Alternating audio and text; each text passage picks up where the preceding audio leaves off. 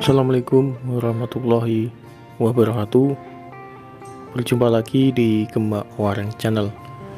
Tentunya channel seputar dunia perpuyuhan. Nah, pada kesempatan video kali ini saya akan memperlihatkan kepada teman-teman puyuh saya di usia 50 hari ini. Dan alhamdulillah sudah mulai bertelur banyak ya teman-teman. Bisa teman-teman lihat, ini adalah jenis puyuh blaster ya.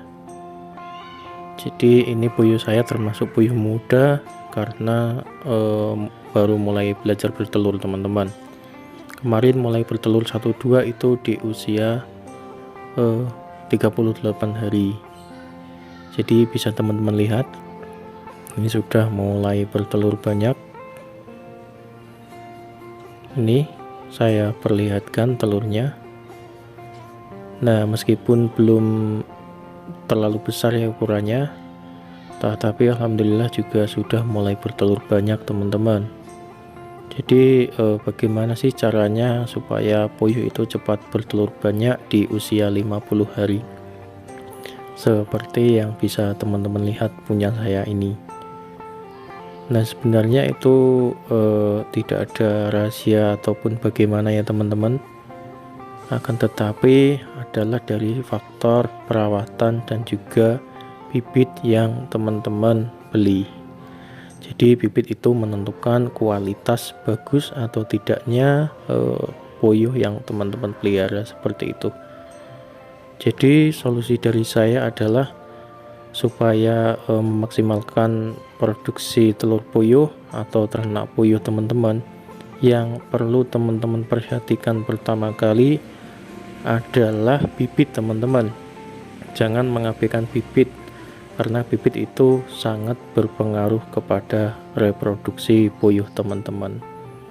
Jadi teman-teman harus membeli bibit dari penetas yang sudah terkenal atau ternama lah di daerah teman-teman, yang sudah terpercaya kualitasnya. Jangan membeli bibit di tempat yang asal-asalan, nanti kualitas bibitnya kurang bagus dan masa bertelurnya itu juga kurang bagus, seperti itu ya teman-teman. Jadi bibit itu adalah kunci yang utama. Nah, untuk yang kedua adalah segi perawatan. Jadi teman-teman juga setelah memiliki bibit yang bagus, yaitu juga teman-teman harus siap mempersiapkan diri teman-teman untuk memelihara puyuh dengan cara yang baik dan benar. Nah, untuk perawatan sendiri teman-teman bisa memberikan pakan ya, tentunya pakan untuk pakan starter, karena di usia 0-40 hari biasanya umumnya itu puyuh masih menggunakan pakan starter teman-teman, ataupun pakan pembesaran. Jadi pakan pembesaran itu jenisnya itu banyak ya teman-teman, banyak sekali. Tapi yang sangat penting atau sangat perlu teman-teman perhatikan itu adalah ketika teman-teman memberikan pakan starter atau pakan pembesar, itu harus memperhatikan dari kualitas dari pakan itu. Caranya bagaimana? Caranya teman-teman harus melihat kadar protein pada kandungan pakan tersebut.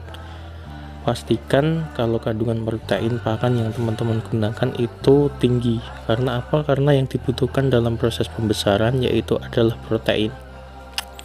Jadi biasanya kalau teman-teman beli pakan itu, setiap merek itu biasanya untuk kadar proteinnya itu berbeda-beda. Jadi teman-teman harus menyesuaikan atau mencari pakan yang kadar proteinnya tinggi. Kalau saya biasanya menggunakan pakan B11 ya, punyanya Pokpan. Itu sudah lama saya menggunakan pakan itu selama ini, dan alhamdulillah juga kualitasnya cukup bagus teman-teman.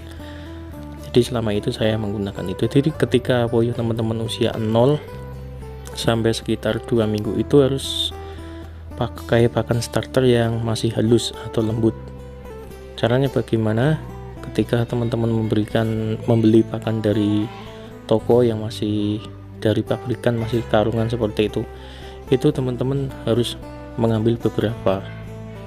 Nah, setelah itu teman-teman haluskan dengan cara ditumbuk ataupun diseleb juga bisa. Kalau skala banyak, misalkan 1 karung, silahkan diseleb juga tidak apa-apa. Kalau sedikit-sedikit mungkin bisa menggunakan cara ditumbuk juga bisa, di blender juga bisa. Tujuannya apa? Karena kalau masih DOG itu masih kecil, kalau dikasih langsung dari pabrikan itu tidak mau makan ya, karena mulutnya masih belum muat, jadi harus dihaluskan dulu supaya puyuhnya itu lancar dalam memakan pakan yang teman-teman berikan. Itu adalah solusi dari saya. Nah, setelah itu mungkin untuk selanjutnya bisa digunakan langsung pakan dari pabrikan, dikasihkan mungkin sudah mampu ya, atau sudah bisa sampai puyuh usia mulai sampai bertelur lah, kira-kira ya 40 hari lah. Kalau syukur-syukur kurang dari 40 hari juga malah lebih bagus, berarti perkembangan puyuh teman-teman itu bagus.